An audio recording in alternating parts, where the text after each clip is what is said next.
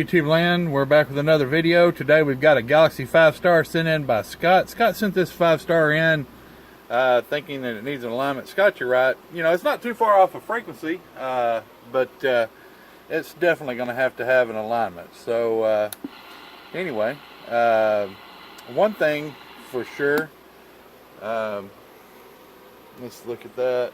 10 watts key. Roughly a 10-watt key with the variable all the way up, and about a watt with it all the way down. So that ain't too bad, but it doesn't need to be 10. That's a little too much for this radio. It needs that part with the variable all the way up. You know, 6 or 7 watts is about all that needs to be. But definitely got some hackery going on here. Turn the variable all the way up, might gain all the way up, and you'll see. And I might need to lock my scope for them sheep out there, but if they can't read that, that's that right there is bad. This is bad. Okay, just thought I'd point that out.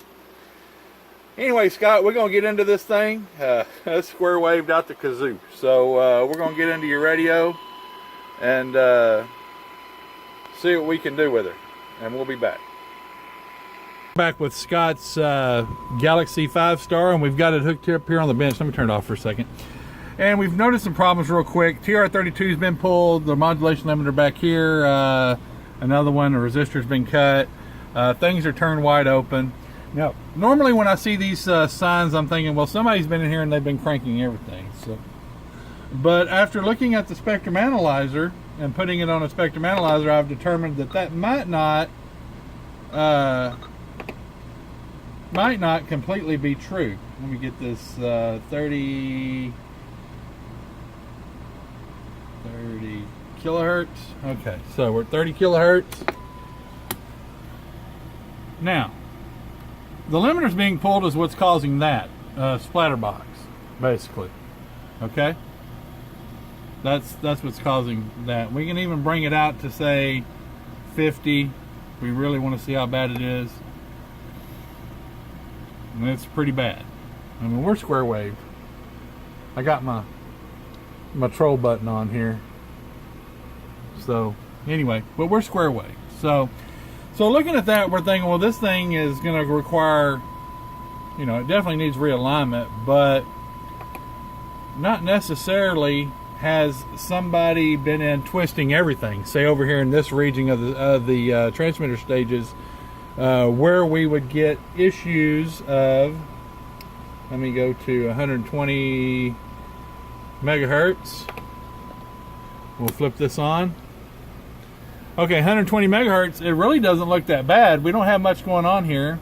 We have this second harmonic, we have the third harmonic. Now, Galaxy radios are not certified by the FCC. The FCC, these are not certified in any way by the FCC. Okay, I don't even think they actually have an amateur radio certification, but if they did have a certification to be an amateur radio, harmonic content, one thing that they're going to look at is harmonic content cannot be greater than negative 43 dB. So from fundamental to second or to third, these cannot be greater than negative 43 dB in difference. So this is something I always look at because I'm a stickler. When I work this radio and I'm going to retune it, I'm going to try to knock this down. I'm still going to try to knock this down as much as I can. Normally you can't get rid of it all the way. I would be lying to say, you know, if you can. Sometimes we can knock it down quite a bit. And that's what we're going to be looking at. We're going to try to get it knocked down quite a bit. So what we need to do is we need to take some measurements, and we can do that with this with the spectrum analyzer. The marker here, all right, first let's get a baseline for our noise level. It's negative 75 is where the marker is, and we can move this in to transmit. Okay, our fundamental frequency is measured at negative 23, negative 23, it's bouncing back and forth, and it'll do that. A while ago, before I got on here, I took the measurements, and it was at negative 23.45, which is still bouncing around in that area, but that's where I chose to move it at. So, or chose to, you know, we got to get an average of what's going on here. So 23.45 is good. So we're going to get in the ballpark anyway. So what we're going to do now is we're going to move over here to the fundamental, and I could do this by moving the marker, but I prefer to just put the fundamental frequency on the second harmonic of channel 20. The second harmonic of channel 20, which is the frequency is 27205, is 54.410. That's the second. Hold on, not that much. 54.410. There we go. Okay, now you still see over here. Here's our.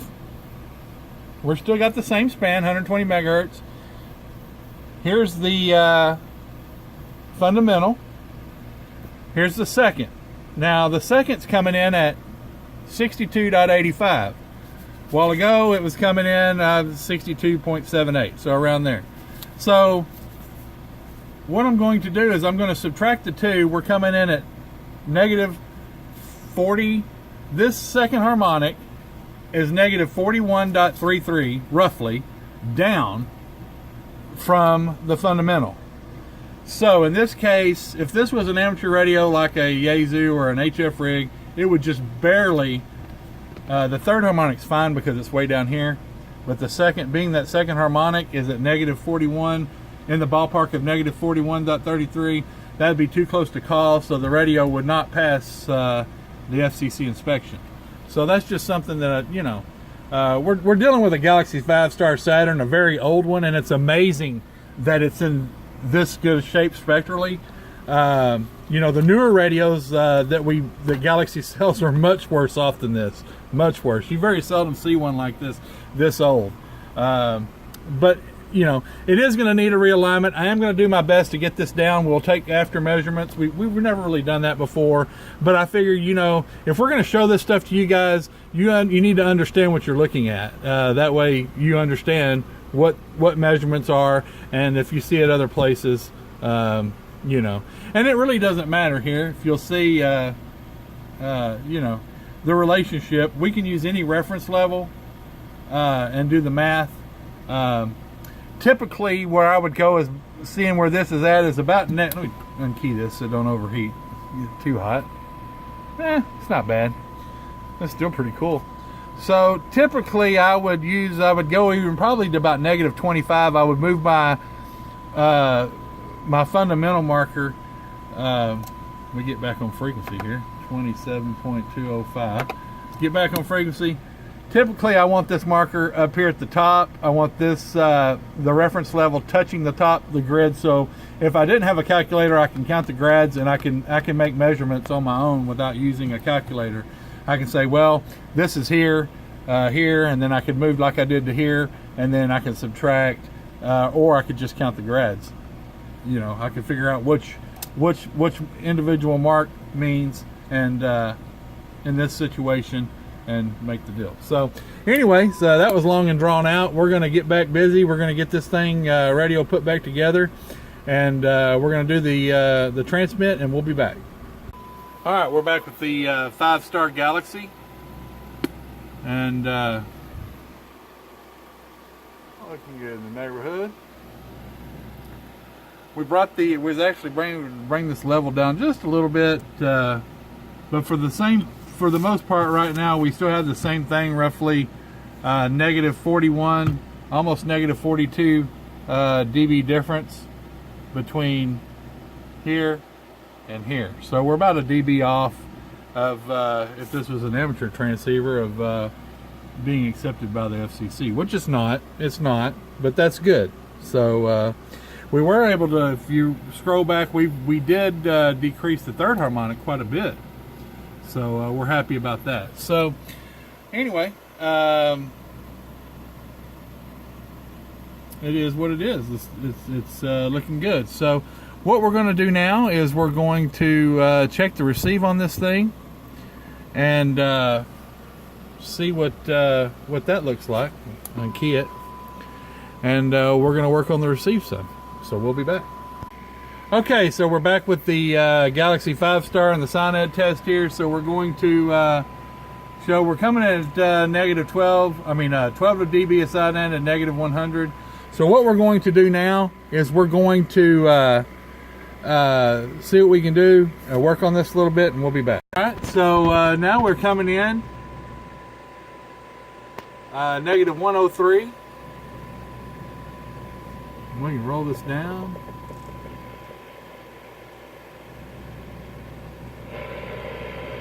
I don't know if y'all can hear that, but negative 120, we're doing good. So this thing accepted upgrades really good. All right, so we're going to get this radio put back together, and we're going to do an overview, and we'll be back. All right, we're back with an overview of the radio, and so we're going to first, well, we're just letting you hear it. It's all we're doing right now. Hello, 1 2. Okay, so we're on sideband. Hello, 1 2 3 4 5 4 3 2 1. CQ. There, you get to hear it. You get to see sideband signal 1 2 3 4 5 4 3 2 1. Audio check. Yep, sounding good. Now let's go back to AM. Go back to AM. Hello, 1 2 3 4. Audio. Hello, 1 2. Turn the echo on. Hello, 1 2 3 4 5 4 3 2 1. Audio check. Working good, working good. So anyway, yeah, we're not dead centered on the clarifier. That might have been why it sounded a little off on sideband, but that's okay. That's a good thing about this clarifier. You can just turn it right there and we're good to go. So, all right, Scott, that concludes the, one thing I got to bring up real quick, because I had somebody try to return one on radios that have been hacked. We covered this back in January in a video. We put warranty seals on everything. So if you're having a problem with your radio, I stand behind my work, but once it comes back, it better have that warranty seal on it. If it doesn't, well, then we'll have to figure out why it's not there. So anyway, that's just, you know, any shops like that, you know, it's there for a reason. I use generic seals, I ain't gonna lie, but you peel them off and they void out, and like I say, they're not gonna fall off.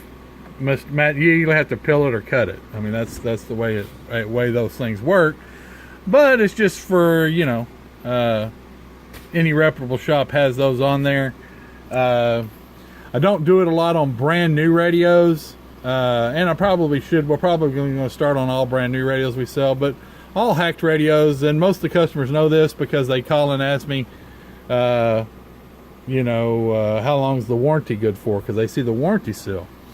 Well, if you send a radio in and that warranty seal's not broken, and we'll say it's within 6-month time frame, I'll warranty it. I stand behind everything I do. Hell, I've had you know, I had a power supply failure on a custom power supply I built. I offered the warranty for a guy. It was 3 years out. So, you know, but it's down there. Warranty seals are on them. Anything that's been, if it's an alignment report or dehacked, not a problem. I stand behind everything we do here at this shop. So y'all have a good one. Be safe, be careful, and be kind. And I'll catch you next time. I'm gone.